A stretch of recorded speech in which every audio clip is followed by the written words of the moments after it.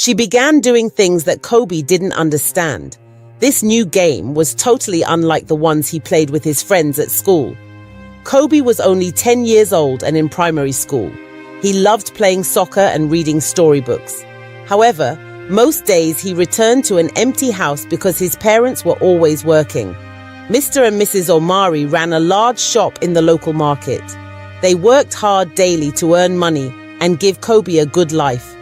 The school bus dropped Kobe off at home around 3 o'clock in the afternoon every day, and he would be alone at home until 6 in the evening when his mother got back from the market.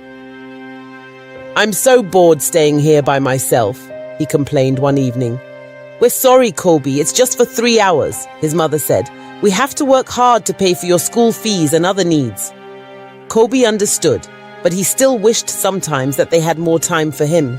One day, Mrs. Omari had an idea. "Kobe," she said, "why don't we ask Auntie Mira, our neighbor who lives next door, to look after you until we come home?" Auntie Mira was their neighbor, a woman in her late 20s who lived alone. She was a spinster, meaning she was single. She was always cheerful and kind, so Kobe's parents trusted her. "Okay, Mom," Kobe agreed. He knew Auntie Mira well. She was very nice and often gave him small treats. And with his approval, Kobe started staying at Auntie Mira's house whenever he came back from school. Auntie Mira's home was small but neat. She always greeted Kobe with a plate of food and a warm smile. "Kobe, come and eat. How was school today?" she would often ask. At first, Kobe felt a bit shy. But as time went on, thanks to her jovial personality and sweet stories, he became comfortable. Auntie Mira was exceptionally kind. She would buy cartoons and other fun children's movies for Kobe to watch on her small television. Eventually, she bought for Kobe a Game Boy video game which he loved so much. "Kobe, this is for you," Auntie Miracle said softly, with a warm smile on her face as she handed him the toy for the first time. Kobe was reluctant and shy to collect it at first, but she insisted, stating that, "Kobe, you are the junior brother I never had. I will get anything you want." Kobe thanked her with a heart full of gratitude as he collected the Game Boy. However, from that day, things changed. It all started one Tuesday afternoon after Kobe had returned back from school. While he was with Auntie Mira, she suggested to teach him a new game. "This game is just for both of us, Kobe. Nobody else is allowed to play or know about it," she said softly, almost in a whisper. But Kobe did not understand the game at all. Auntie Mira made him see things and do things way beyond his time. She guided his hand to explore her body, which greatly confused Kobe. Even more confusing for Kobe was the sounds Auntie Mira made and her expressions as she played the supposed game. Midway, he interrupted by saying, "Auntie, I don't like this game." A worrisome and traumatized expression masked over his face. "Don't worry, Kobe. With time you will come to enjoy this game," Auntie Mira assured him. Little by little, this little secret game became a daily routine, one that Kobe despised so much. He was young, tender, and too naive, and he never really understood the look of excitement or pleasure Auntie Mira had whenever they played this supposed game.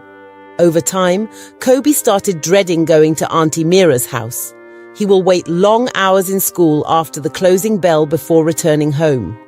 On days like Friday, when the school closes earlier than usual, he will drag his feet slowly on the road in a bid to come back home late. One day, after having yet another game session with Auntie Mira, Kobe felt an urgent need to tell his parents, but he was scared. He couldn't explain why he was scared or felt reluctant to tell them, but he just had the feeling.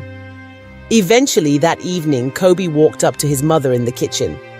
"Mummy, I want to tell you something," he started, with a slow tone, almost in a whisper.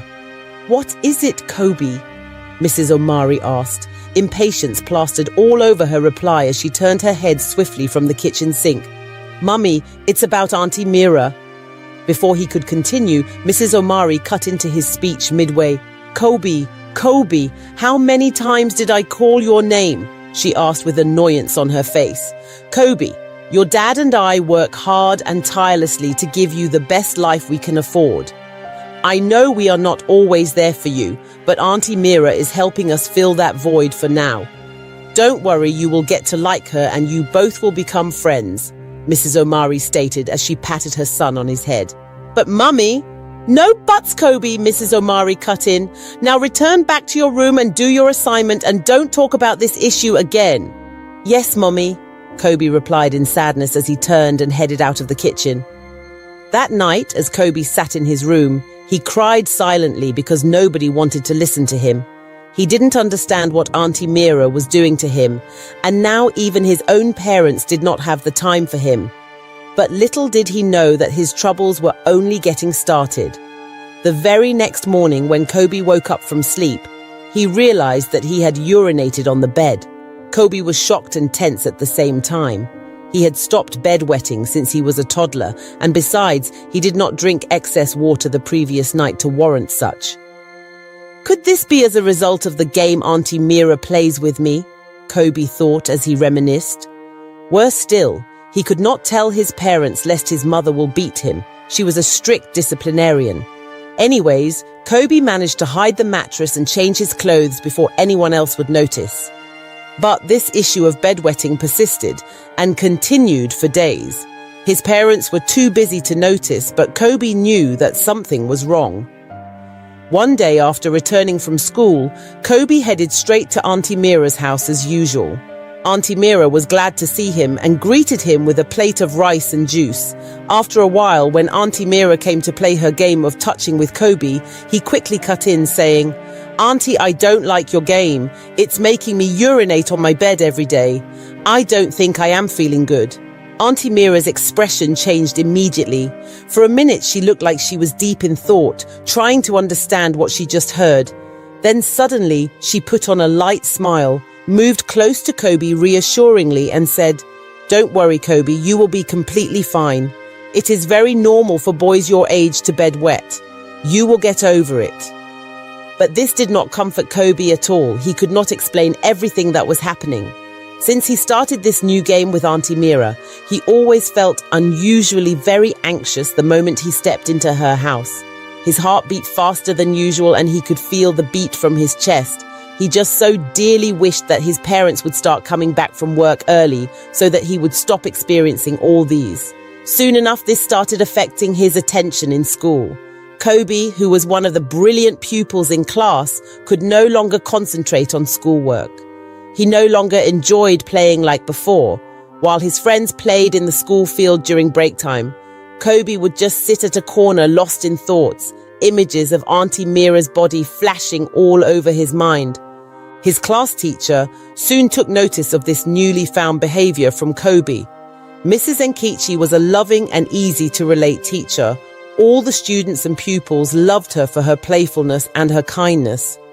But one special skill Mrs. Enkichi had was her gift of observation. Mrs. Enkichi could easily tell when a student was feeling bad or just had a mood swing. This singular trait of hers made her easily associate with the pupils.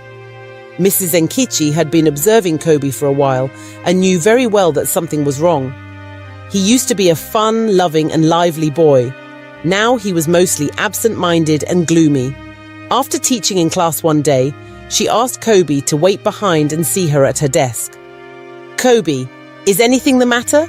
You look lost these few days." Kobe stood in front of her desk with his head bowed in shame. He was contemplating whether to tell Mrs. Enkichi or not. He was trying to speak, but the words felt too heavy for him to open up. "No, Ma, everything is fine," Kobe lied after some awkward moments of silence. "Kobe," Mrs. Enkichi started, "if you are facing any personal challenges, feel free to share with me. I am your teacher. I am here to help you both educationally and otherwise." Eventually, she dismissed Kobe, but Auntie Enkichi was not convinced. She had in fact confirmed that Kobe was hiding something too big. He was scared to opening up. That day, as Kobe went back home, he prayed that his parents had returned so he wouldn't have to go to Auntie Mira's house. But alas, everything was just the same. He stayed at Auntie Mira's house, and as usual, she played her game. But something very strange happened this time around. While playing her game, Kobe noticed that his genital organ became stiff and stood erect. This sent fear down his spine, and he swore to open up to Auntie Nkechi the next day. The next day in school after a lesson, he walked straight to Auntie Nkechi's desk, and with heads bowed to the floor in embarrassment, he began, "Auntie, I have something to tell you." Auntie Nkechi leaned closer to pay more attention as she wore a very serious and assuring look.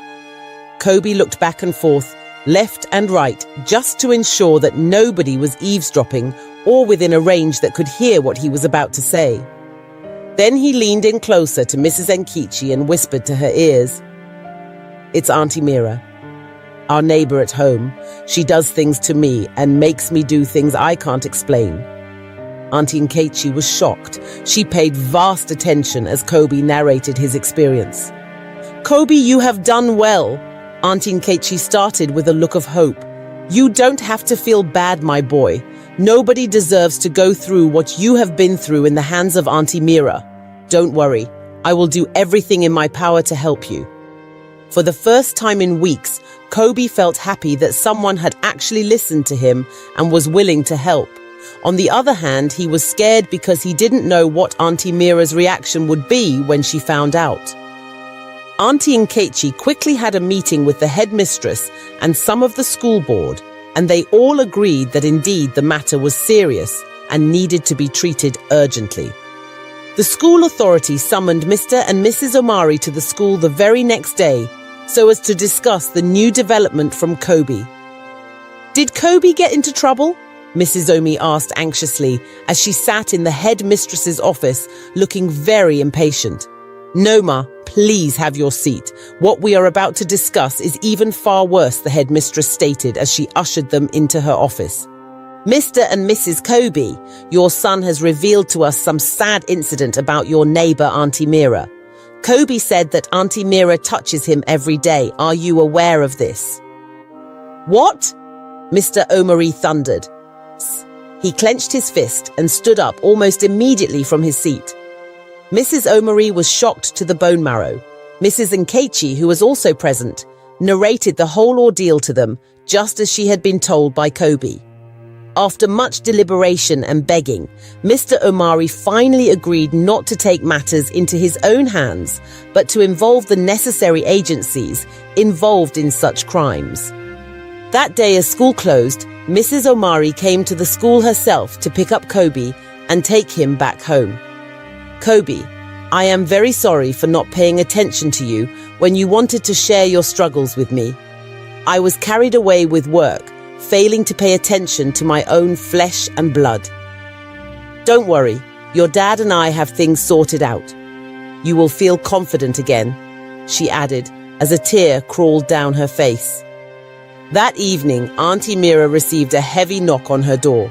When she went to check who it was, she was met by the mean faces of 3 policemen dressed in black and holding guns. They were police officers. Mr. Omari had returned with some police escorts accompanied by Mrs. Nkechi and the school head mistress. "Miss Mira, you are under arrest for child molestation," one of the officers stated. "You must be mistaken. You are in the wrong house," Auntie Mira defended as she stood frozen in both fear, confusion, and shock. "It is best you remain silent, or anything you say or do will be used against you in the court of law." The same policeman with handcuffs interrupted as arrested Auntie Mira and cuffed her hands. Meanwhile, Kobe was too scared to go outside. He stayed back in his room and watched the entire event unfold from the window in his room. He heaved a huge sigh of relief as he watched Auntie Mira being put in the police van and led out of the compound. From that day henceforth, Kobe's parents started paying more attention to him. They took turns to come pick him from school daily and stay with him at home. At school, Auntie Nkechi kept a close eye on him and assured both him and other students to speak up whenever they were in trouble or needed help from adults. But the bedwetting did not stop yet. The therapist Kobe had been visiting had assured his parents that he would eventually get over it as time went on, and he healed from the trauma slowly. Hi guys, thanks for watching this story. Want a massive shout out in our next upload. Kindly comment on a lesson you learnt from the story and the country you are watching us from. big thanks to you all.